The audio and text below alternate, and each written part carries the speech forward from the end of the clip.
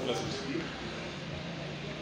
Mais je n'ai jamais assisté à une vraie cérémonie ici. Mais je connais les enfants ont été ici pendant les vacances. C'était des vacances pour les programmes de vacances utiles. Il y en a eu le moment. Je connais Thérèse, je connais son sérieux, sa détermination. Vous savez, Dieu qui nous connaît donne à chacun de nous les conjoints plus méritants. Thérèse est une fonceuse. Je suis un fonceur. Son mari, M. Niel, est un gars du temple. Mon épouse dit pas du temple. Donc, si Thérèse et moi se mettaient ensemble, un jour que Dieu, je ne sais pas, deux fonceurs se mettent ensemble, je ne sais pas comment c'est qu'elle se passer. Mais Dieu sait que nous met les gens ensemble, il sait toujours comment il fait. Vous savez, Dieu nous connaît tous et parfois quand Dieu nous appelle, Dieu nous amène au mariage, c'est lui qui fait le mariage, il met auprès de nous le conjoint qu'il nous faut pour accomplir le plan pour lequel il nous a appelés. Parce que chacun de nous, autant que nous sommes, avons été créés pour un but. Dieu n'a envoyé personne sur la terre pour accompagner nous. Vraiment. Chacun de nous sommes sur la terre pour un but.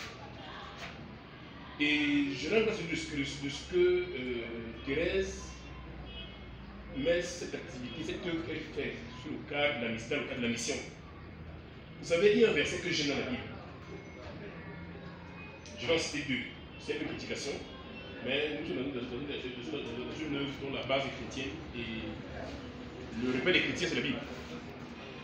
Donc, je vais citer un verset, deux, pardon, tant pour moi. Le premier, en fait, parle d'intégrité.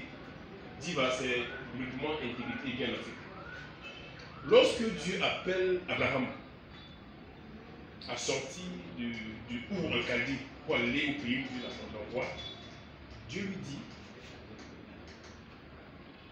marche devant ma face et sois intègre.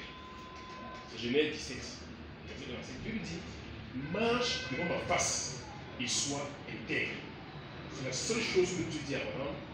Et il lui dit, la suite de cette promesse, il lui dit, tu deviendras le père d'une multitude de nations. On t'appellera Abraham, tu seras fécond à l'infini. Bref, Dieu lui promet une multitude de choses qui sont basées sur quoi? Sur l'intégrité. La chose qui manque le plus dans le pays aujourd'hui, c'est l'intégrité. J'ai souvent dit, trouver un homme intègre, trouver même parmi les églises que nous fréquentons, un chrétien intègre, il faut faire comme Diogène, prendre la lampe à 13 heures, se mettre en route, chercher un homme intègre. Parce que les hommes intègres se font rares. Observons tous, on est en société, on vit, que ce soit dans les lots, au quartier, il dit même dans les églises. Ces gens qui pillent le pays sont dans l'église, hein. Ils construisent des chapelles, des temples. Ils croient qu'ils nous corrompent Dieu. Dieu, la seule chose qui touche Dieu, c'est l'intégrité, c'est l'état du cœur. C'est pas tout ce qu'on lui donne. Mais quand le cœur est touché, forcément, quand le cœur est touché, forcément, ça donne. La Bible dit que Dieu a tellement aimé qu'il a donné. Quand on aime, on donne forcément. Mais quand on donne sans amour, ça ne veut pas Dieu. Donc, Diva vise l'intégrité dans la vie en Afrique.